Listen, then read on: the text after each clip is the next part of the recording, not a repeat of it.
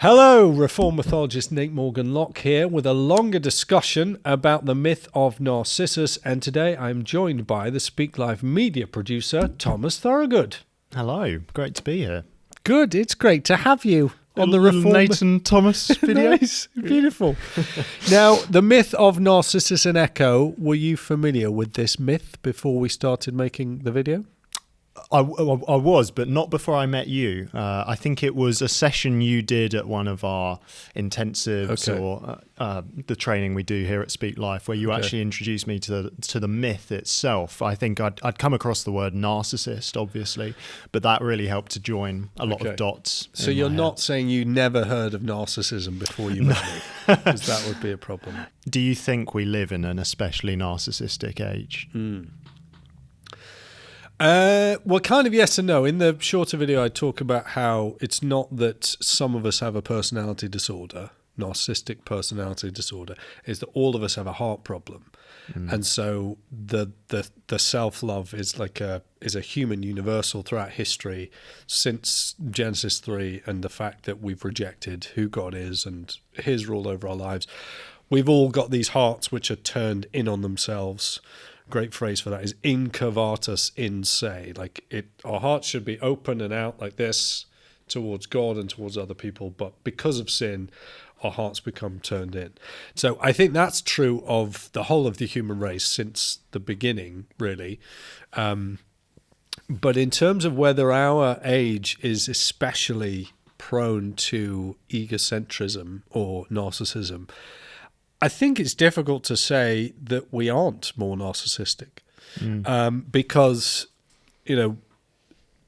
the century of the self that we've just had, and there's a great documentary by Adam Curtis, which you can actually watch on YouTube. He made it for the BBC, which is a century of looking at human understanding of the individual person, and he brings into all sorts of stuff around Freud and Edward Bernays, who was Freud's nephew, I think, looking at the way that advertising developed, and then later in the 20th century how politics became much more about how you play back to the electorate what you think they want.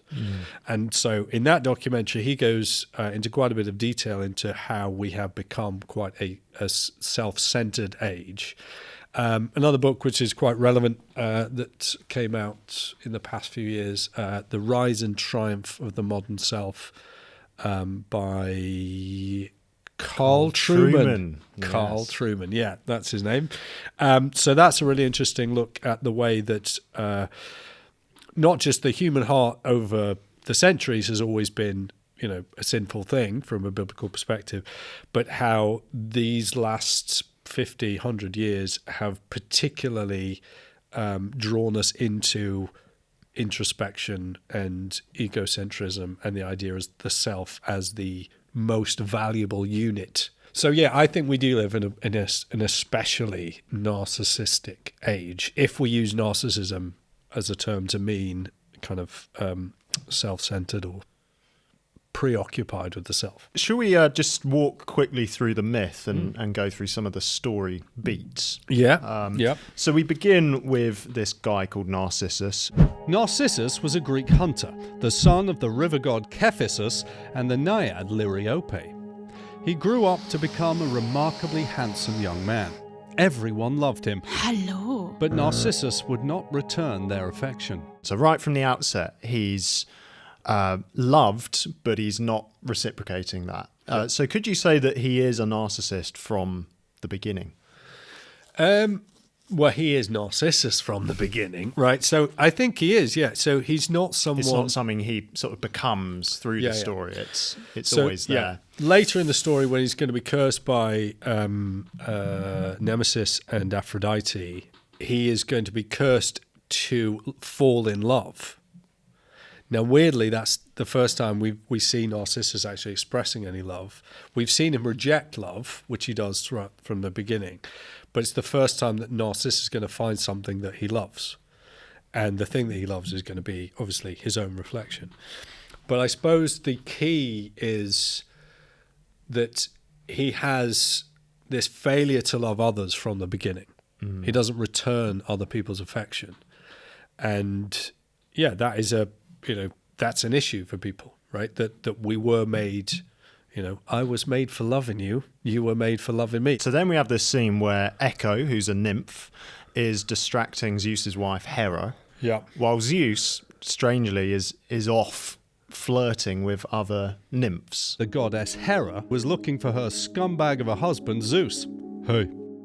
He was flirting with the nymphs, and Echo had been chattering away to keep Hera occupied. What's going on there? Because the one thing I do remember from studying Greek mythology from school was that Zeus was kind of the big cheese of the Greek pantheon.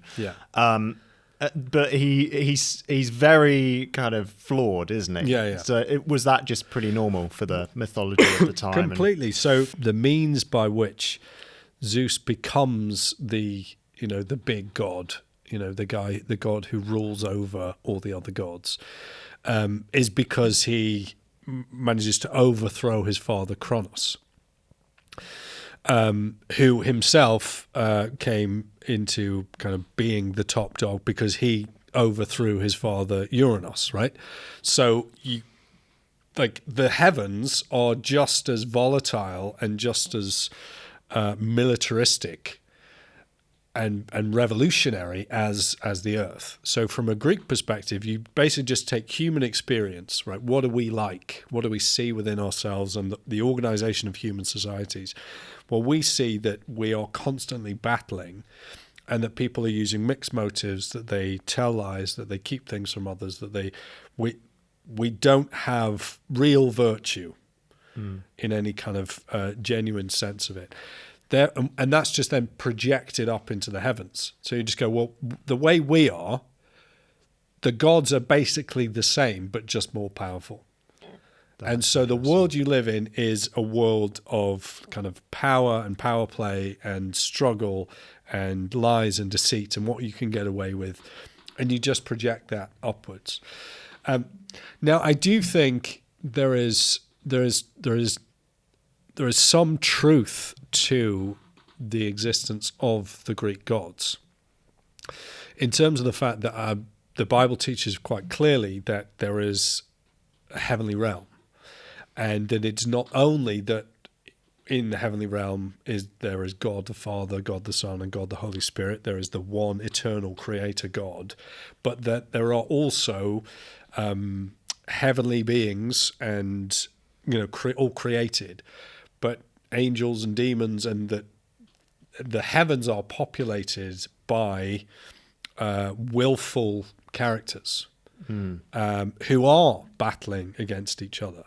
But the issue is that within the Greek mythological mindset, or rather the Roman, and we'll come on to that in a little bit, that they basically believe that the only thing that's in that upper story, in that heavenly realm, are things that are basically the same as us, but more powerful and who have responsibility. And therefore you have to be in right relationship with them by giving them the right sacrifices. And if you do those right things, it'll work out well for you. The reason why I say the Greek and the Roman is that obviously there's a kind of lot of continuity between the Greek pantheon and the Roman gods, and that even though the names change, that's often they're almost identical in terms of their responsibilities and their characters. Now, when we were doing this version, we actually stuck with the Greek names: Zeus rather than Jupiter, Hera rather than Juno. Even though when it comes to the myth of Narcissus, the best kind of ancient account of that is not from Greek literature, but from Roman. Right. So Ovid and his Metamorphoses is like the best way to get a handle on the myth of Echo and Narcissus. And that was written basically around the year 8 AD. Wow. Or published around year 8 AD, which is fascinating in itself, because you think, well, here is a text that was, compiled and released when Jesus was a little boy. And I don't know about you, but I find that interesting, just that Ovid is writing at the time of the birth of Jesus. And so you don't spend that much time thinking about, that first century period from anything other than a strictly biblical point of view. So it's pre-Christian, but only just. Yeah. Yeah. Yeah. And then just that this is the nature of the Roman world in which Jesus is growing up. Obviously, he's not part of the Roman world in the same way that he would have been if he'd grown up in Rome, but of course, Jerusalem is governed by Rome, and so this is part of the culture in which Jesus is having his childhood. So as a result of Echo doing this, she gets judged. Realizing she'd been delayed, Hera pronounced a curse upon Echo. Never again would she be able to start a conversation. Ever after, she would only be able to repeat the words of others. Why is that the punishment? I think so. The punishment is it's a speech punishment. Yeah. Because it was kind of a speech crime. So Echo is too talkative. It is through her chattiness that Hera is prevented from getting to Zeus. And so in a way, the punishment fits the crime because, well, you used to be able to just start talking about anything. Well, now your ability to start talking has been taken from you. You're only able to repeat back what other people have said. You're only able to repeat back what other people have said. You're only able to repeat back what other people have said. And the fact that she's called Echo from the outset, kind of like Narcissus, the names are doing quite a lot of work here, aren't they, in telling us what these characters are, what they're destined to be. And that, again, is one of those aspects of what is a myth and where does it come from, is that people talk about them as etiological. So they explain why something is the way that it is. And so, again, this is a slightly, I think, a slightly chronological snobbery kind of approach, which is to say, well, the reason for the existence of the Echo Narcissus myth was because the Greeks didn't understand the sonic phenomenon of the echo. And so what they did was they went, oh, well, let's try to tell a story so that we can sort of explain why there are echoes. And we'll use that as that basis for our kind of, that's our kind of science now done. And you think, well, actually, that's not really what they were doing. They weren't just going, oh, we have no idea why this sound is bouncing back. If only we could have some like pseudo-scientific revelation or explanation. And you say, well, the echo, the bouncing back of the sound, it is that the Greeks would have been able to recognize, oh, it works in this situation. Like, we're all naturally doing those kind of scientific experiments. Oh, I've heard an echo. What do we do when we go to places where we hear an echo? You shout echo. You shout a word that you're trying, because you're playing with it. And you go, oh, that's really interesting. And so I think rather than them going, oh, to explain this, we have the myth of Echo and Narcissus, we're saying that the myth of Echo and Narcissus gives us a creative, imaginative approach towards this sonic phenomenon. Yeah, and because we as Christians don't want to say, oh, an echo is just sound bouncing back, because it's very modern sort of materialistic way of thinking, isn't it? That the universe is just this machine cranking along. Yeah. And so it's cool to look at other worldviews, and actually early Judeo-Christian worldviews would have looked at the world as actually everything is significant. It's not just particles clacking together, but there is something meaningful about echoes. And so, of course, people are going to come up with stories for maybe what's part of what's going on there. And if you think, so why do echoes happen in some places and not in other places? So, okay, you can look, well, the sound is absorbed by certain things, and generally those things will be plants, or that there'll be a kind of just the open air, or there'll be some level of warmth or interaction. No, echoes happen in lonely, deserted places in which nothing grows. So if you look at the Bible and you see, where does the word echo appear? We notice it appears in all of these descriptions of the desert lands, the wilderness. It's a lone, solitary kind of experience to hear an echo, because that suggests that there's no one there to hear your voice. So an echo is your own voice coming back to you empty. Like it didn't reach its target. You weren't speaking to someone, you were just speaking and it returns back to you. So from a biblical point of view, what is an echo? An echo is a failure to have a conversation. Yeah. It is to speak out and for there to be no one there to hear you, and so only your word returns to you empty. So Isaiah 55 talks about the word of the Lord doesn't return to him empty, but achieves the goal for which he sent it. So thinking about the punishment fitting the crime, what is this this punishment that Hera gives to Echo? Is that you're never going to be able to have your words land because you can't engage in conversation with someone. You can never initiate a conversation. You have no relationship with the world other than just feeding back to it what it's already giving you. So you've lost your agency, you've lost your independence, you've lost your ability to commune with others because all you can ever do is reflect back.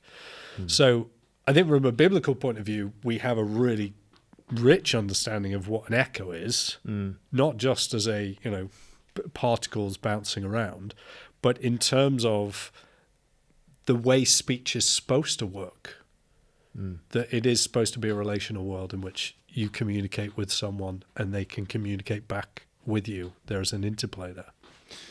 Yeah, so then there's this hunting party. Narcissus goes off hunting. Mm-hmm. Is this the most sociable he is in the entire myth? Yeah. I mean, you're not told the names of his friends in a way. So, compare it with the myth of Persephone and Demeter and Hades. Well, like Persephone, when she's in the meadow picking up flowers, she with loads of friends and they're all named.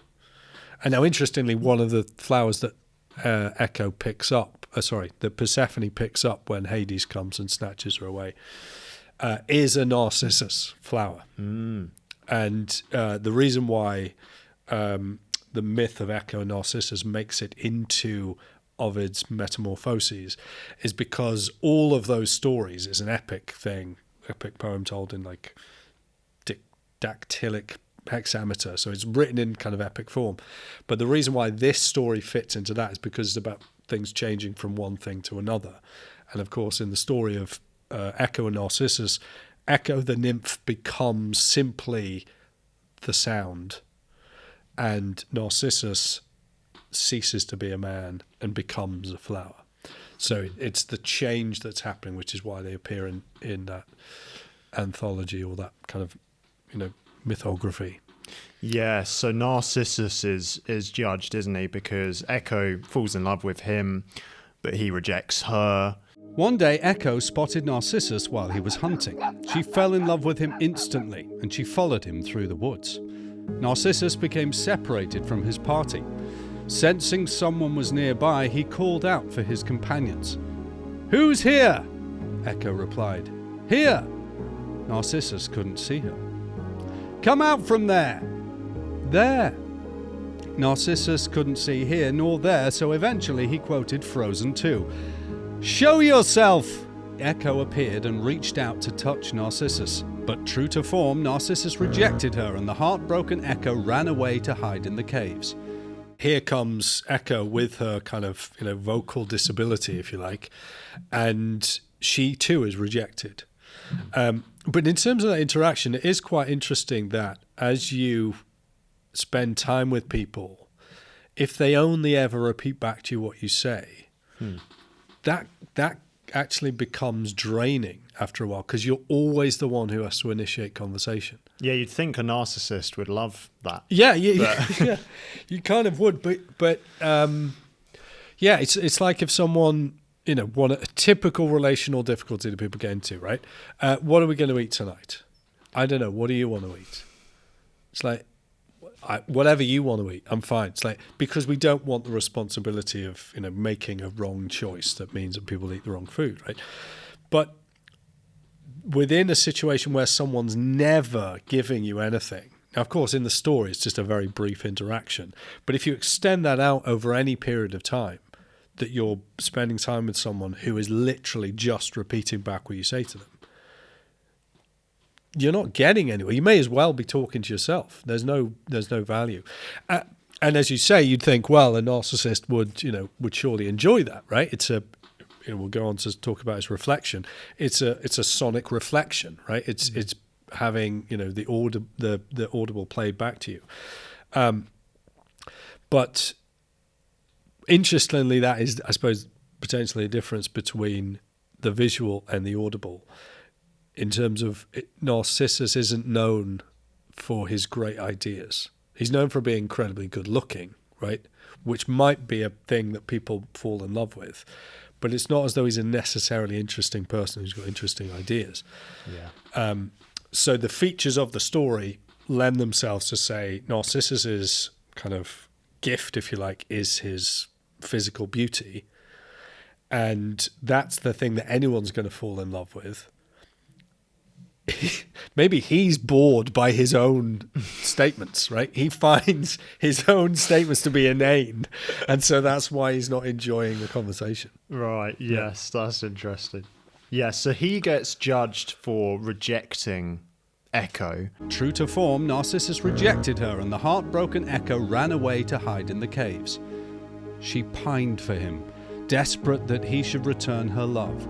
She became weak, and her body wasted away.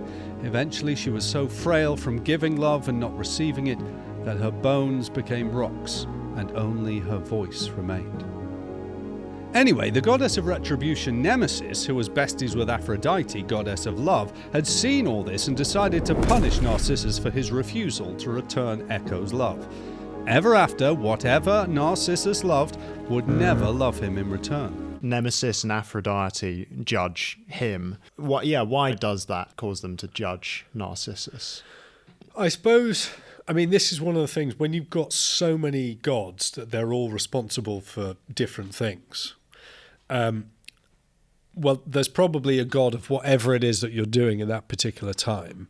And, when it comes to human relationships, Aphrodite is the Greek goddess of love. She wants to see there be more love in the world, right? So she then sees that there've been this, series of unrequited loves between Zeus and Hera and Echo and now Narcissus. And so in order to punish Narcissus,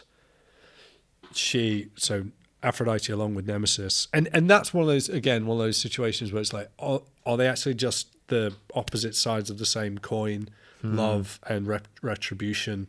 So Nemesis is the phrase we would use. We'd use it in terms of like, this is my enemy, like my arch nemesis, the one who's always against me. Well, that's like the opposite of my kind of lover or beloved. And so because it's about relational kind of success or relational dysfunction, you could say, well, these two names, Aphrodite and Nemesis, can be considered as the flip sides of a coin. But yeah, the reason why they're punishing him is because they don't want him to get away with this kind of lack of love for others.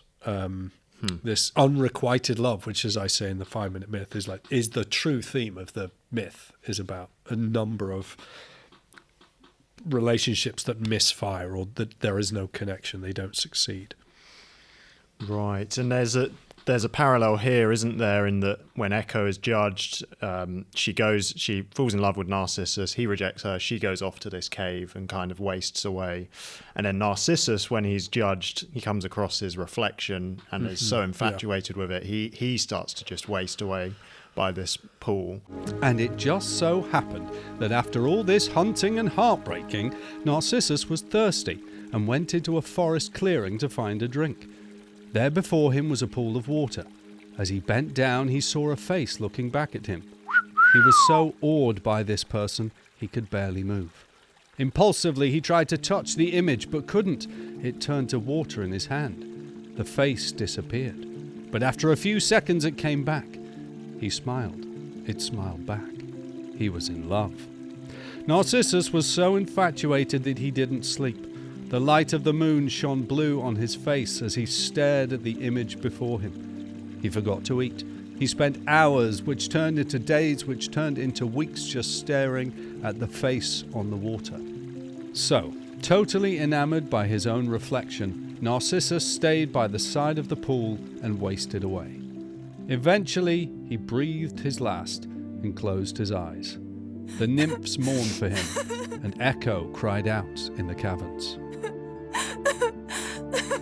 Does he know it's his reflection? Because us looking in, it seems like a bit of a bizarre scene. He sees himself in a reflection. Yeah. Does he know that that's his reflection, or does he think it's someone else? Or? Initially, he doesn't know. Right. Initially, he just is surprised by this image in the pool, but then really enjoys looking at it. And then when he discovers and realizes that it is, his reflection is, he's fallen in love with himself. He's too far gone. He's too deeply entrenched and too infatuated to be able to pull away.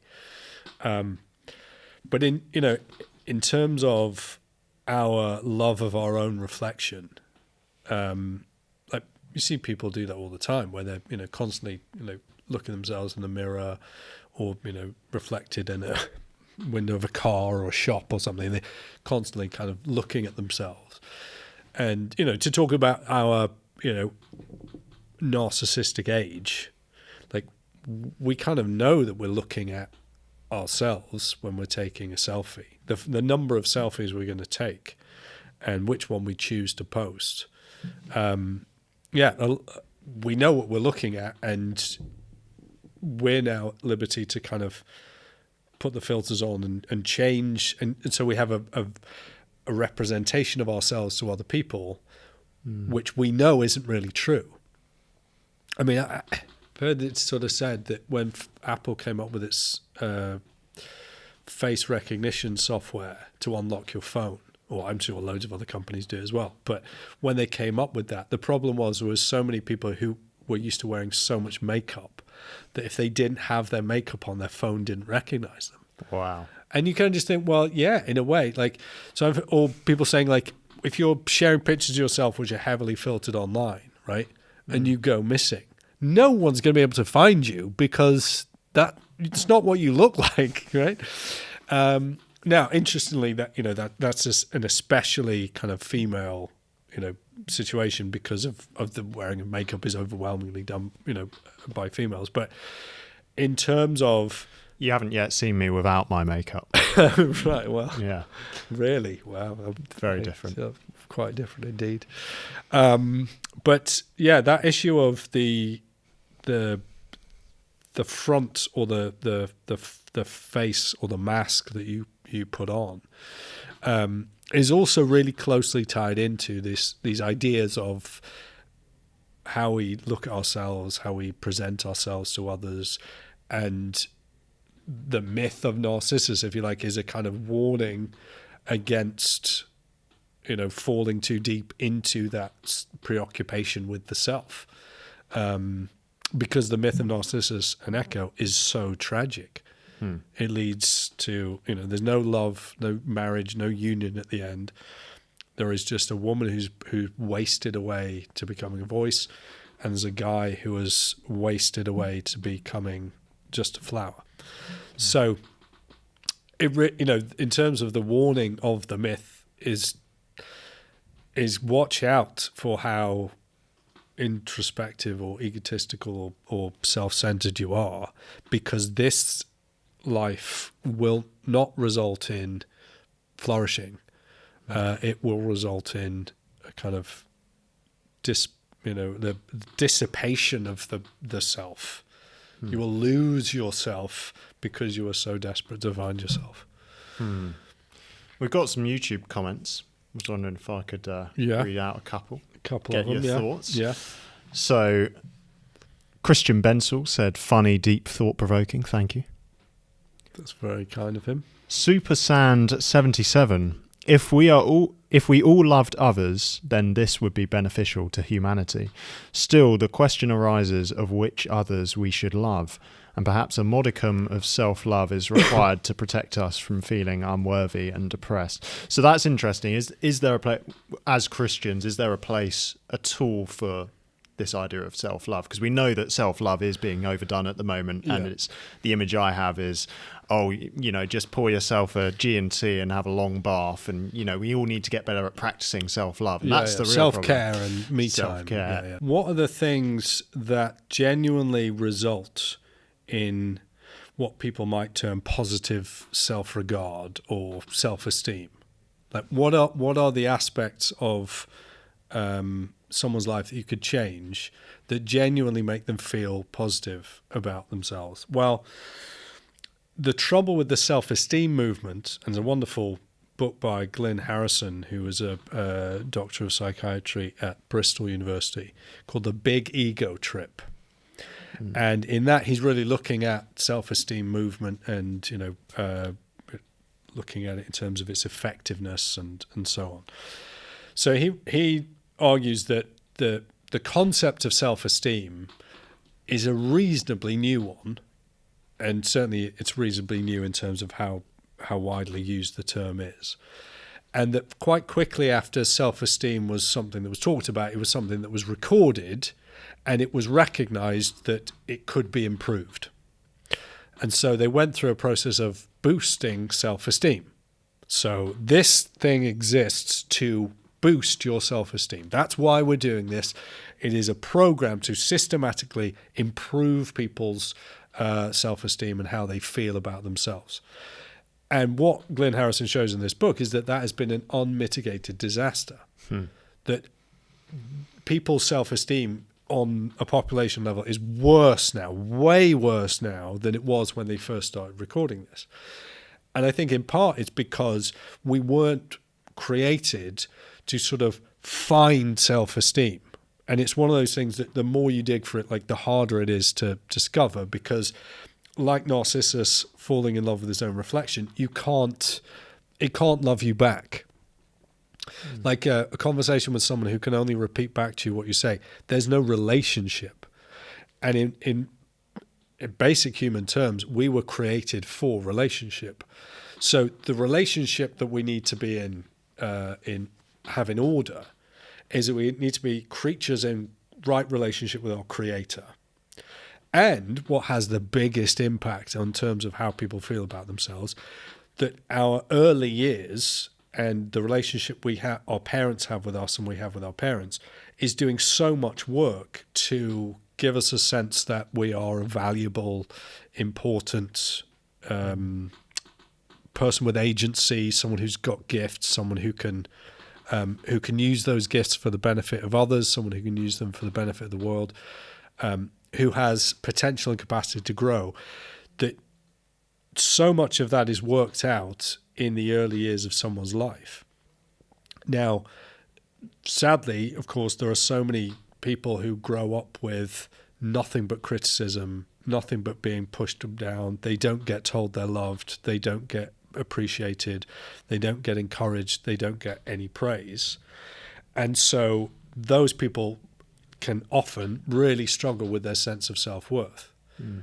And if it was only about human relationship, it was only about the horizontal, how other human beings feel about me, then someone was in that situation, they'd be screwed, right? But the Christian gospel is that the real foundational thing is the relationship that we have with God. And that is something that is then repaired and redeemed by Christ in the gospel, so that your understanding of yourself is now not just me by myself, me, myself, and I, but is in relationship with your Creator, that you are fully known and fully loved. And that is the wonderful redemptive power of the gospel in terms of our understanding of ourselves. Now, when it comes to the issue that people have with, we've atomized ourselves so that our relationships with our parents or with our families or with our friends, that can't be the thing that defines us, is that we then turn into ourselves and now need to find this kind of isolated, single unit self-worth. And that can become really destructive, because you can really struggle now to find anywhere to stand, because you weren't meant to stand alone. And so when someone's trying to find any form of who they are without reference to the fact that they're a creature made in the image of their creator and that they ought to be in relationship with the world around them, it's going to be, it's a kind of never-ending struggle. And that's something I think people find a little bit counterintuitive, is that actually, as you're saying about if the hearts are curved outwards rather than inwards and loving God and loving others, that's actually for the betterment of us as well. That is what human flourishing is, by shifting the focus away from me and my little thing, M&S Christmas ad, for instance, and out to others. That is actually a flourishing. Yeah. And the other thing to say on that is, so when it comes to issues of pride, right? So vanity and pride, and we've kind of talked about vanity a little bit already. In terms of forms of pride, there are... C.S. Lewis gives a wonderful description of two types of pride that he sees, and he writes it in, I think it's Mere Christianity. He talks about there is a base level of pride where you really care what other people think about you, so that you're determined now to impress as many people as possible, and you're happy so long as you're getting praise from other people.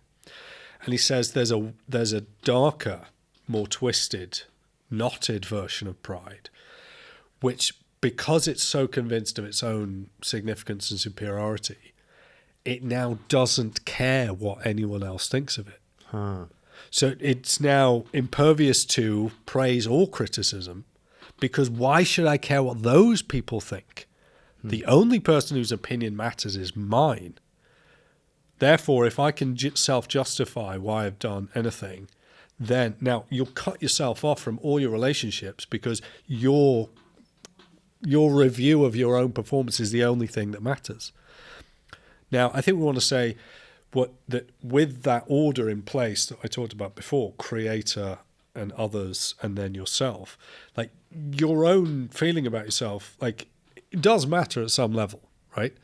But trying to pursue that in isolation from the fact that you are a creature made in the image of God, and that God has redeemed you by his Son, and that you ought to be in right relationship with other people around you, and that they do matter and that they have a big impact on who you are. Once you've got those in place, you might then be in a position to do it. But there are lots of people who can get so knotted up that their self-talk is so destructive. And to encourage those people to like just be nicer to yourself. It's like, I kind of don't know how to. I need something from the outside to break in, to kind of unlock this, echo, this reflection, which is where I'm kind of trapped in this echo chamber of, what's going on. Echo chamber. I like that. Echo chamber. Echo. The other word is echolocation, which apparently... Is that what bats do? Yeah, bats and submarines. Do they do that? Just a brief comment here from Matthew Fernley. The Trinity is God's answer to the question of how God can love the greatest thing being in all of existence without being narcissistic. So we learn a lot, don't we, by looking to Jesus as the Son of the Father, filled with the Spirit, that God has eternally been looking to the other, multi-personal God. God isn't this guy on his own, who creates a universe in order to be loved. He's not a narcissist. He has always been relational, a father loving the Son in the joy of the Spirit. Yeah, absolutely. I mean, it's a wonderful way to recognize that the flip side to the human problem is found in the character of God. And then the solution to the human problem is found in the action of God, as God comes to redeem us from save us from ourselves, basically. So it's not, he's absolutely right that the Trinity in the eternal, if God is love, right? God has eternally been loving, because the Father and the Son and the Spirit are united in love and have been eternally. Okay, now the problem of unrequited love comes as Adam and Eve reject his love. Well, the solution to that is given because then in love, God so loved the world that he gave his only Son, that whoever believes in him should not perish. This is how we know what love is. Jesus Christ laid down his life for us. No greater love has this than a man lay down his life for his friends. So the solution to the human problem, the problem of the human heart that turned in on itself, is the love of God expressed to us in Christ, which doesn't just show us a better way, it also comes and rescues us into a better way, and then frees us from this kind of twisted kind of echo chamber cycle of just narcissism. Yeah, and I think that relates to the last comment as well from Mark Gilmore. How do we help culture dial back on the individualism that we see all about us? Anything we can do other than lead by example? I think there is a lead by example thing. We are tempted into these sorts of things ourselves, just because when Christians aren't immune to the kind of manipulative work of various forms of technology or social media, which are constantly encouraging you in narcissistic tendency. Yeah, the amount of adverts we're being bombarded by. You'll be happy if you have this. Yeah, you thing do for yourself. you, right? Yeah. So you can't, like one of the most, it was an old-fashioned Burger King, one of their earliest kind of logo phrases mottos they used to use was "Have it your way at BK." It's like you couldn't possibly have a burger that's been built by anyone else. You need a bespoke burger. So the fact that everything has then become tailored in marketing, like, yes, we're all susceptible to that kind of self-aggrandizing, like it's really all about you. It's kind of, we're susceptible to that just as anyone is. And the solution is not just like, hey, Christians, can we be better at, just not doing that? Part of the solution is recognizing it's an issue, right? Helping people start the conversation about, is this a narcissistic age, right? How much time do you need to spend thinking about yourself? Or do you feel trapped by this kind of behavior? Have you noticed that this kind of behavior is what's causing a lot of relational dysfunction, right? There's partly a kind of just shining a light on the situation, saying this is the nature of the world that we're currently living in and our experience. Have you noticed, right? There's partly that, but the key thing is going to be proclaiming the good news of Jesus, who comes and sacrifices himself in love for the other, for the outcast. I think without that, we're going to be, just bang our heads against the wall, because people are going to find that they're locked into behavior, they're locked into attitudes and mental approaches that they can't break out of, and that none of us can break out of unless we have that redemptive love of God coming to us in Christ to deal with that, pay for it on the cross, and then to rise up again to a new kind of life, that we've died to self. And we've been raised up to new life. That's really helpful. So there's a strong sense in which this pre-Christian myth is feeling the reality of the broken world and the fact that we do have a tendency to narcissism.